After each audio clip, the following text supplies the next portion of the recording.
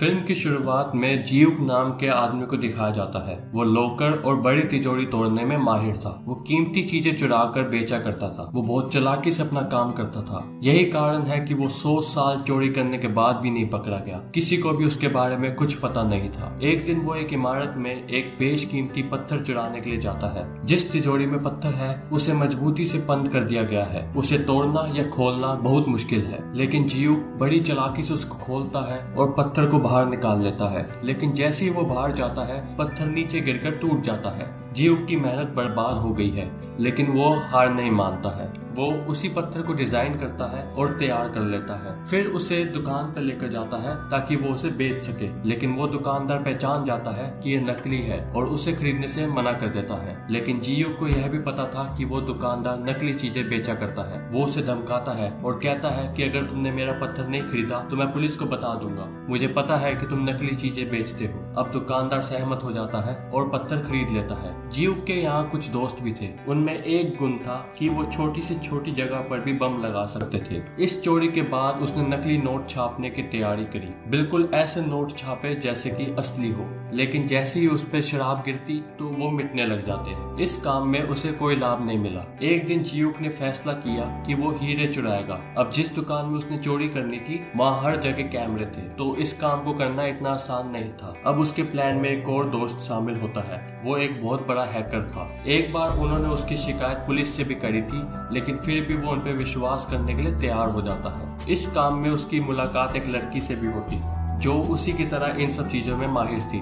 ये लड़की जियूक की काफी अच्छी दोस्त भी थी। जब ये दोनों टहल रहे होते हैं तो जियूक का ध्यान उसके गले में एक लॉकेट पर जाता है। वो उसको बताता है कि ये बहुत ही महंगा और बहुत बेशकीमती है। वो लड़की बताती है कि ये लॉकेट उसके फादर ने उसको दिया है। अब इस लॉकेट के बारे में जानकारी लेने के लिए वो एक जेवर की दुकान पे जाते हैं और उन्हें वहाँ पता लगता है कि ये लॉकेट लाखों में है। वो वहाँ मेज के नीचे एक बैग रखता है। ये वही दुकान थी जहाँ पर उसने चोरी करनी थी। जियूक सब कुछ देखता है। वो सब कुछ कैलकुलेट करता है, कितने कैमरे हैं, कहाँ कहाँ पर है, और लड़के को कहता है कि 10 मिनट के अंदर हमें यहाँ डकैती पूरी करनी है। अब डकैती के दिन बैग उसने मेज के नीचे रखा था। उसमें से धुआं निकलने लगता है। सभी गार्ड उसकी ओर भागते हैं। वहाँ जियूक का हैकर दोस्त सभी कैमरों को हैक कर देता है और उन तिजोरी में लगे सभी अलार्म्स को बंद कर देते हैं। लेकिन इस चोरी की कंप्लीट होने से पहले ही गार्ड वहाँ पर पहुँच जाते हैं। लेकिन जियूक का एक दोस्त गार्ड का ध्यान भटकाने के लिए गाड़ी का शीशा तोड़ देता है। अब उन्होंने चोरी कर ली थी, जिसके बाद जियूक और उसके दोस्त बहुत खुश थे।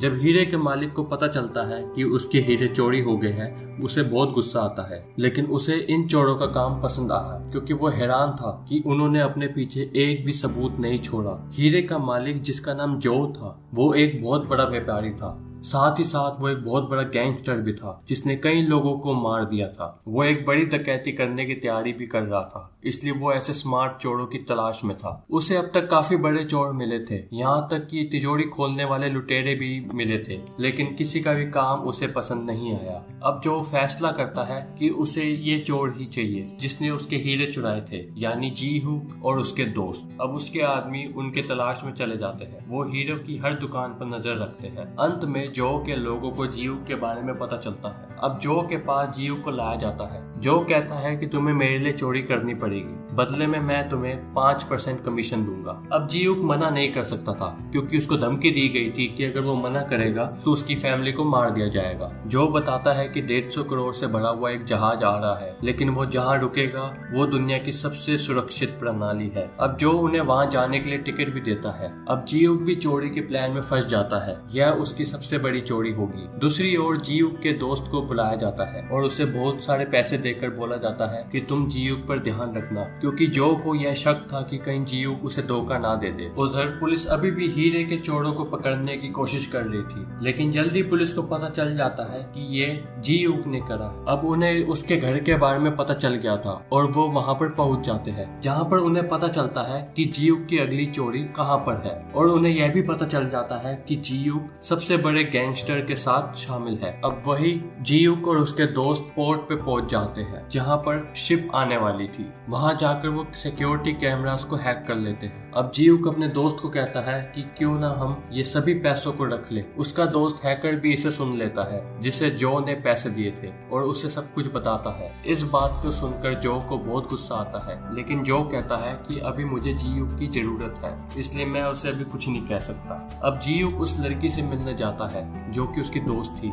वो उससे बहुत नाराज थी क्योंकि वो बहुत टाइम बाद उससे मिल रहा। यही कारण है कि वो कुछ भी सुनने के लिए तैयार नहीं थी। जीयूक उसे बताता है कि उसके पिता मास्टर थे जिसने उसे चोरी करना सीखा और तुम्हारे पिता एक सादा जीवन जीना चाहते थे, लेकिन उसके बिजनेस पार्टनर ने उनकी हत्या कर दी। लेकिन जिसने तुम्हारे पिता की हत्या करी वो कोई और नहीं बल्कि जो था। लेकिन उसकी दोस्त उस पर विश्वास नहीं करती और वो वहाँ से चली जाती है। अब जब वो वहाँ से जा रही होती है तो जो के लोग आकर उसको किडनैप कर लेते हैं ताकि जीयूक उनके साथ कुछ न कर सके। अब चोरी का दिन भी आ गया था। सभी लोग उस पोर्ट पर पहुंच जाते हैं। दूसरी तरफ जो भी वहाँ पर पहुंच जाता है। जीयूक का हैकर दोस्त सभी कैमरों को हैक कर लेता है। वहाँ के लोगों का कहना है कि सिस्टम में कुछ गड़बड़ी आ गई है, उसको ठीक करने में 40 मिनट लगेंगे। जीयूक और उसके दोस्तों के पास अब बहुत समय था। वो बहुत ही चालाकी से तिजोरी खोलते हैं। उनके सामने बहुत सारा पैसा था। अब सारा पैसा अपने ट्रक में डाल लेते हैं और उन पैसों की जगह नकली पैसे लगा देते हैं। वहाँ पुलिस को भी पता चल जाता है। वो इस जगह को चारों तरफ से घेर लेते हैं जिसकी वजह से जीयूक उस जगह से बाहर नहीं निकल पाता। अब जीयूक के पास जो आता है। जो उसे गन पॉइंट पे रख लेता है और उसकी दोस्त का लॉकेट दिखाता है और कहता है कि वो मेरे कब्जे में है। मुझे पता था कि तुम मुझे धोखा दोगे, तो अगर तुम अपनी दोस्त को बचाना चाहते हो तो खुद को पुलिस के हवाले कर दो। जीयूक अपनी दोस्त को बचाना चाहता था तो अब वो पुलिस के सामने चले जाता है, लेकिन जैसे ही उसको पुलिस पकड़ने वाली होती है वो समुद्र में कूद जाता है। पुलिस उसको गोली भी मारती है जिसमें से एक गोली उसको लग जाती है। उसके पास एक बैग भी था, वो बम से फट जाता है।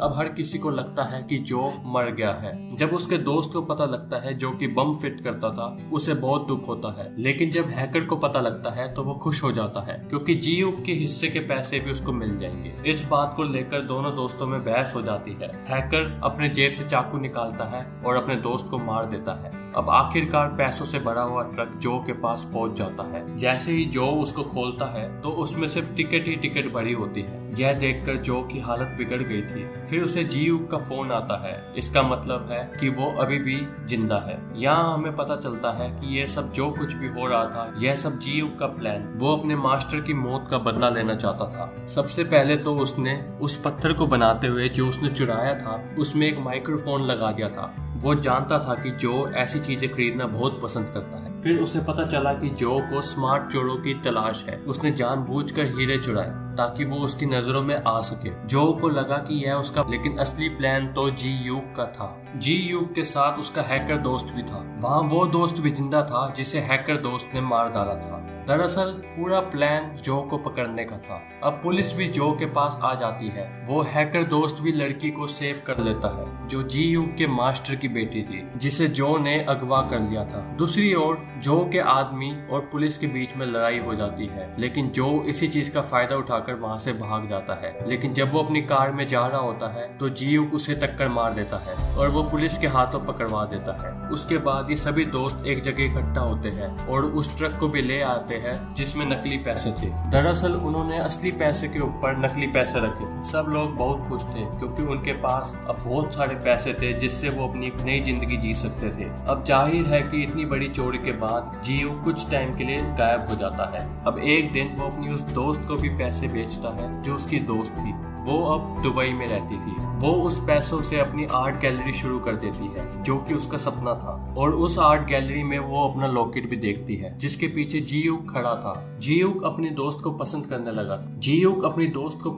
लगा था और इसके बाद वो दोनों एक साथ खुशी खुशी रहना शुरू कर देते हैं। तो दोस्तों, इसी के साथ ये मूवी खत्म हो जाती है। इस वीडियो को लाइक और चैनल को सब्सक्राइब जरूर कर देना। धन्यवाद दोस्तों।